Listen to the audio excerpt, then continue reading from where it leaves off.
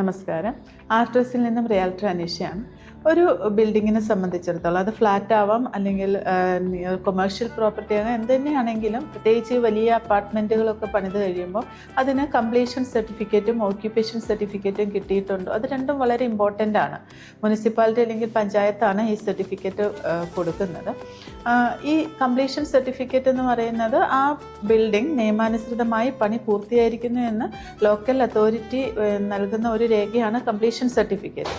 അതുപോലെ occupation certificate ഈ flat നിയമാനുസൃതമായി complete ചെയ്തിരിക്കുന്നു, ഇതിൽ താമസയോഗ്യമാണ് എന്ന് തെളിയിക്കുന്ന ഒരു ഒഫീഷ്യലി അറിയിക്കുന്ന ഒരു സർട്ടിഫിക്കറ്റാണ് ഓക്യുപ്പേഷൻ സർട്ടിഫിക്കറ്റ്. ഈ ഓക്യുപ്പേഷൻ സർട്ടിഫിക്കറ്റ് ഇല്ലാത്ത ഫ്ലാറ്റിൽ താമസിക്കുന്നത് വളരെ അപകടകരമാണ്. കാരണം പിന്നീട് എന്തെങ്കിലും ബാങ്ക് ലോണോ അല്ലെങ്കിൽ വാട്ടർ കണക്ഷൻ, ഇലക്ട്രിസിറ്റി കണക്ഷൻ, ഇതൊക്കെ കിട്ടാനായിട്ട് വളരെ ബുദ്ധിമുട്ടാണ് ഓക്യുപ്പേഷൻ സർട്ടിഫിക്കറ്റ് ഇല്ലെങ്കിൽ.